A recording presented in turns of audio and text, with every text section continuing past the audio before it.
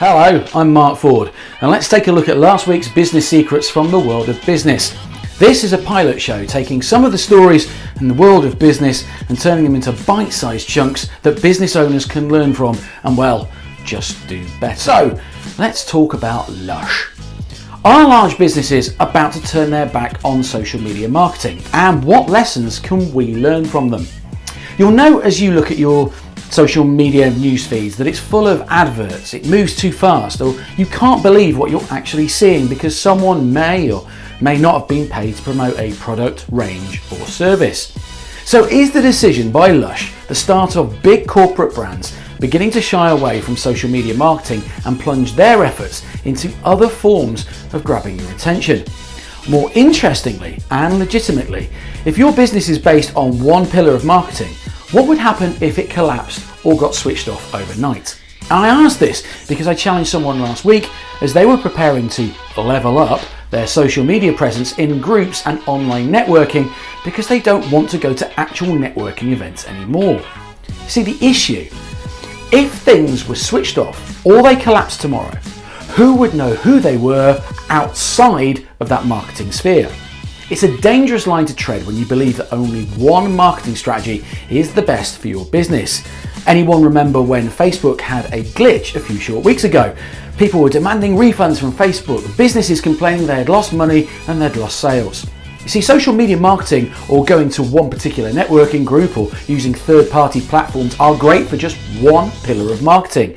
If you're not doing others, then your business will struggle and at some point come unstuck for many reasons. And just remember, continuing to do the same thing over and over and over again and expecting a different result, well, it's the sign of insanity. So what can you do today that will propel your business and its marketing forward faster and stronger? So, not so breaking news. Debenhams fell into administration. A damning quote from Richard Lim, Chief Executive of Retail Economics, said, "We should not underestimate the significance of this collapse. Debenhams has fallen victim to crippling levels of debt, which has paralysed its ability to pivot towards a more digital and experience-led retail model. Put simply, the business has been outmanoeuvred by nimble competitors, failed to embrace change, and was left with a tiring proposition. The industry is evolving fast, and it paid the ultimate price." Now, whilst the drama of this has played out very publicly in the press over the last few weeks, it was a final nail in the coffin as Debenhams went into administration, although the line that's being used is very interesting itself. It's currently in the hands of its lenders. Now, refusing funding from a high street key figure, calls for board members to take lie detector tests seriously, and a somewhat pig-headed approach to what happens to the business and those that it affects, i.e. the colleagues and the store staff, has meant that for business writers in the UK, the truth is probably more interesting than the headlines. But when have you cut off your nose to spite your face? When have you done something in business that you later regret? And what did you actually learn from it? You see, small businesses, you have the opportunities to outmaneuver your larger counterparts. Be smarter and be more in touch with your customers and clients. And just remember, this is the most recent story of just not doing something which you could see coming a bloody mile off. Now, the world's biggest PRIMARK opened its doors to shoppers in Birmingham. Covering 161,000 square feet over 5 floors, it occupies the entire site of a former shopping centre and comes complete with a Disney-themed cafe, a barber's shop, a beauty studio, as well as PRIMARK's standard fare, which is affordable fashion. Now, it sounds like it's been redefining this department store in an age where the high street's future is far from certain. So with big names such as Debenhams and House of Fraser in decline, PRIMARK's vision begs the question, can people be attracted back to bricks and mortar retail? In one way, PRIMARK already has a leg up when it comes to getting shoppers through the doors, as the retailer has no online presence. About 5,000 people visited their store at the former Pavilion Shopping Centre on the High Street on its opening day. It is 4 times the size of PRIMARK's old home just around the corner. But what happens when opening day clamour is just a memory? How busy will the 430 workers who worked in the previous shop and their 500 new colleagues actually be? And if they're rushed off their feet, what lessons could PRIMARK's peers learn? Well, the development is thought to have cost about £70 million, which is an eye-watering sum at a time when the high street heavyweights are in peril. Earlier this week, Debenhams was taken over by its lenders as part of its administration process. And analysts have previously claimed a lack of investment and innovation were contributing factors to why traditional department stores are and still are in decline. The allure of Primark, though, continues to grow, and that is despite criticism over staff pay and the environmental and social impact of so-called fast fashion. Last year, it reported higher UK sales and plans for more stores, and it justifies its low prices with claims it spends nothing on advertising and has tight profit margins. Part of Primark's success was its clear business model, which is focused and means people know what they're going to get. It's not like Debenhams and Marks & Spencer's, which have struggled because they were trying too many different things.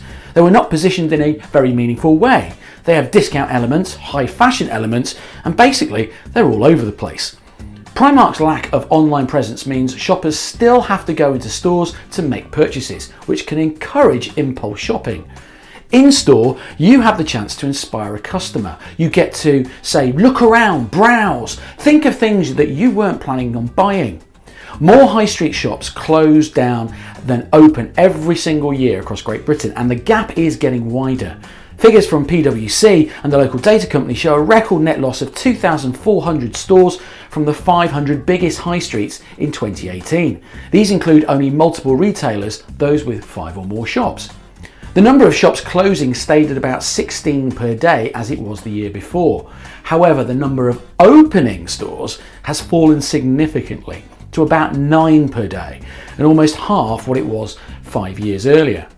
So thinking this through with just some of the stories from the past week, the lessons can be learned with clear, determined focus. Know what your customer wants, and so give them what they're going to get.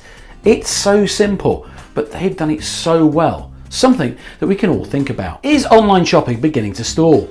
Online grocery shopping in the UK is set to grow more slowly, with customers worried about order problems and delivery charges, research indicates.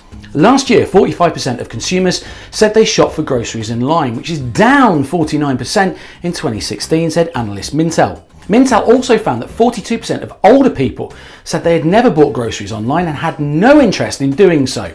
The survey of 2,000 internet users found that 63% said they had an issue with an order in the past year. Mintel's Associate Director of Retail Research, Nick Carroll, said, online grocery is, alongside the food discounters, one of the fastest growing segments within the wider grocery sector. However, growth is slowing and the number of users is plateauing as retailers struggle to encourage new customers to try their services. Last year, online grocery deliveries made up 7% of the whole sector with a value of 12.3 billion. Mintel said this was forecast to hit 10% by 2023. The survey also found evidence of disparity between enthusiastic younger people and sceptical older shoppers who were suspicious of online grocery shopping. Only 35% of those aged 45 and over had used such a service.